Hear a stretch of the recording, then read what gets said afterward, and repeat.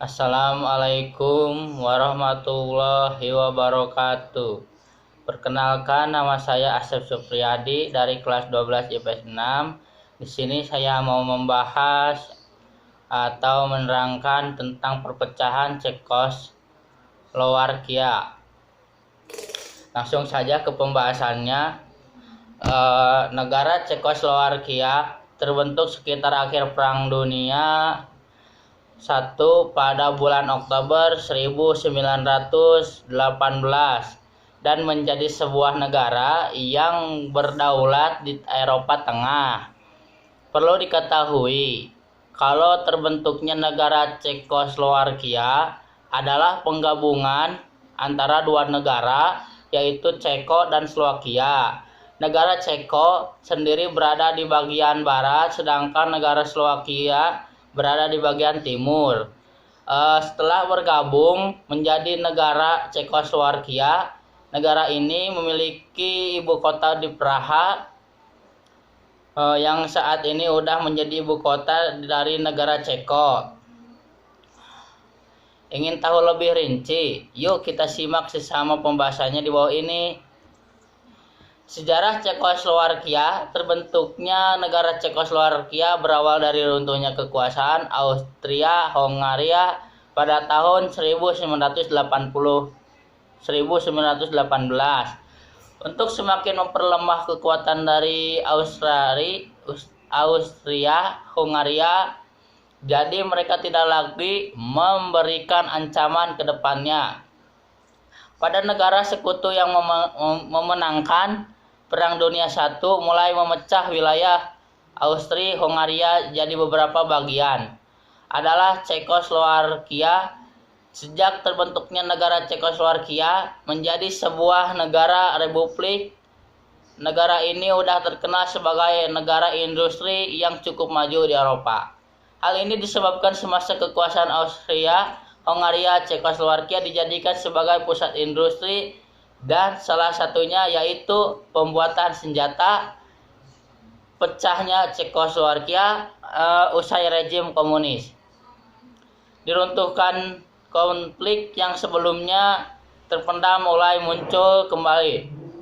Konflik tersebut menyangkut stabilitas politik, potensi gesekan aspirasi dan kepentingan antara dua bangsa, yaitu Ceko dan Slovakia.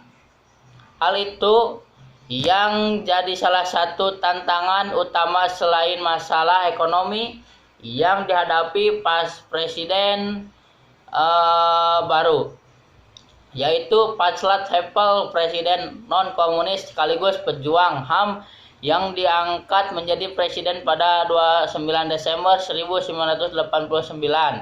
Kesenjangan ekonomi semakin memperparah gesekan yang muncul tahun 1991.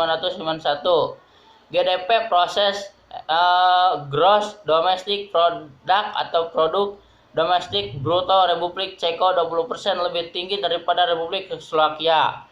Pada Januari 1991, transfer payments, semacam subsidi dan sumbangan sosial ke Slovakia yang biasanya diberikan oleh Cekoslowakia dan tahun-tahun sebelumnya dihentikan. Pada saat yang sama, beberapa tokoh termuka Slovakia menginginkan persatuan yang lebih longgar, sedangkan Partai Nasional Slovakia menghendaki kemerdekaan dan kedaulatan yang penuh. Pemerintah pusat bersikap tegas dengan mendesak berbagai pihak buat menghentikan langkah-langkah yang bisa memicu perpecahan. Tapi bangsa Slovakia tetap menginginkan reformasi total, dan yang salah satunya desentralisasi. Menjelang pertengahan 1992, perwakilan Ceko Václav Klaus dan perwakilan Slovakia Vladimír Mečiar berunding buat menentukan jalan keluar terbaik. Opsinya yaitu federasi yang lebih ketat, kekuasaan terbesar diserahkan ke negara bagian, atau membentuk dua negara merdeka. Sempat muncul ide konfederasi dari Vladimir Mečiar dan para tokoh Slovakia lainnya pada Juli 1992. Parlemen Slovakia mendeklarasikan kemerdekaan bangsa Slovakia.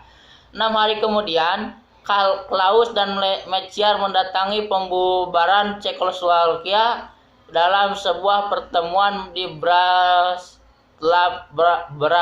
Bratislava, ibu kota Slovakia.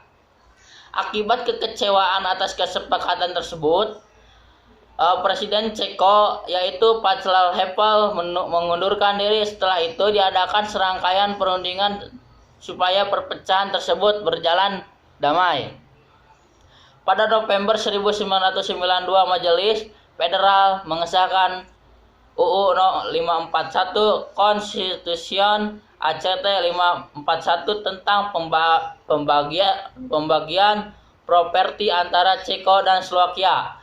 Pada 25 Desember 1992, Cekoslowakia resmi dibubarkan. Pembubaran itu berjalan damai tanpa kekerasan. Bahkan Cekoslowakia jadi satu-satunya bekas negara komunis yang mengalami perpecahan secara damai dan prestasi politik yang sangat menonjol di Eropa pasca jatuhnya komunisme. Ironisnya banyak sekali orang dari kedua negara yang meyakini perpisahan tersebut bukan langkah bijak. Dalam sebuah jajak pendapat pada September 1992, cuma 37% orang Slovakia dan 36% orang Ceko yang menginginkan perpecahan. Penyebab perpecahan Cekoslowakia secara umum ada beberapa timbulnya di Cekoslowakia, diantaranya sebagai berikut. Ada 3. 1. Faktor internal, perbedaan latar belakang sejarah. Sejak awal latar belakang sejarah, bangsa Ceko dan bangsa Slovakia emang berbeda. Sekalipun memiliki leluhur yang sama, mereka tumbuh dan berkembang dalam kultur yang berbeda. Dengan begitu, masing-masing membentuk dan mengembangkan identitas sendiri.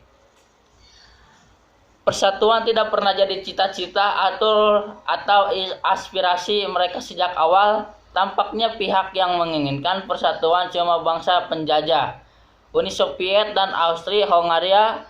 Mereka sendiri cuma menginginkan sebuah negara federal yang di dalamnya baik Republik Ceko atau bangsa Slovakia memiliki otonomi buat mengurus wilayah dan mempertahankan identitasnya masing-masing. Saat otonomi tersebut tidak mampu mengantar mereka kepada kesejahteraan, misalnya karena berbagai faktor politik dan ekonomi, pilihan yang tersisa yaitu kemerdekaan yang penuh. Hal itu terwujud saat rezim komunisme runtuh dan era kebebasan lahir. Era kebebasan membuka peluang bagi menguatnya kembali sentimen identitas yang udah lama terpendam tetap hidup, yaitu sebagai identitas kultural antara pengaruh budaya Jerman, Ceko dan pengaruh budaya Magyar, Slovakia. Yang kedua, faktor eksternal, pecahnya negara-negara satelit Soviet, runtuhnya rezim komunis di Cekoslowakia berarti dimulai era kebebasan baik di bidang ekonomi atau politik. Muncul harapan kalau di era kebebasan segala sesuatu akan jadi lebih baik, tidak ada kesejahteraan dalam situasi penuh tekanan di bawah rezim komunisme Uni Soviet. Optimisme ini melahirkan rasa percaya diri buat mengatur diri sendiri, termasuk membentuk negara sendiri. Keyakinan itu didapat setelah mereka saksikan secara nyata di Amerika Serikat dan di belahan Eropa lainnya yang berkembang pesat dalam berbagai bidang karena ditopang oleh sendi utama yaitu kebebasan. Hal itu yang mendorong Ceko dan Slovakia untuk berpisah secara damai. Persatuan tidak pernah jadi cita-cita atau aspirasi bangsa Ceko dan Slovakia. Tampaknya pihak yang menginginkan persatuan cuma bangsa penjajah, Uni Soviet dan Austria-Hungaria. Faktor yang ketiga, faktor khusus.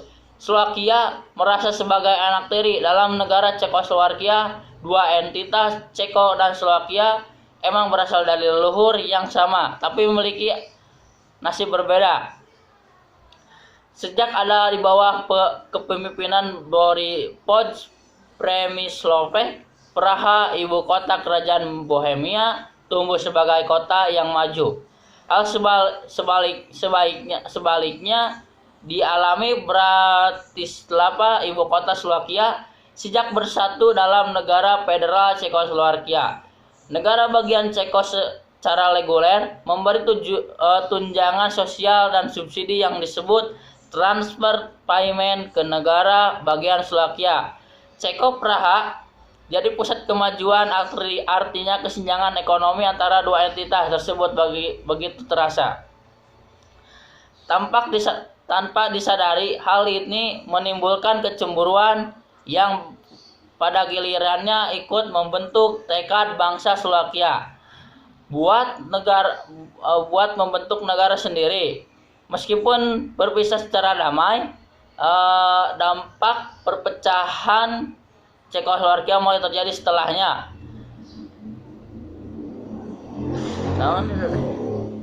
Mulai dari pembagian wilayah, kekuasaan, penetapan mata uang, pembagian properti negara, penentuan kewarganegaraan, sampai setiap penduduknya, sampai penentuan bendera dan lambang negara. Tapi setelah itu sampai sekarang hubungan antara kedua negara bisa dibilang cukup baik. Bukan industri senjata yang dilakukan oleh negara Ceko lebih unggul dibandingkan negara industri senjata di Slovakia, tapi ada beberapa perbedaan tersebut yang tidak menimbulkan masalah atau konflik antara keduanya. Mohon maaf apabila ada salah-salah kata dari pembahasannya atau kurang jelas kata-katanya atau terlalu cepat menerangkannya atau membahaskannya, mohon dimaklumi karena saya ini masih belajar. Sekian dari saya. Assalamualaikum warahmatullahi wabarakatuh.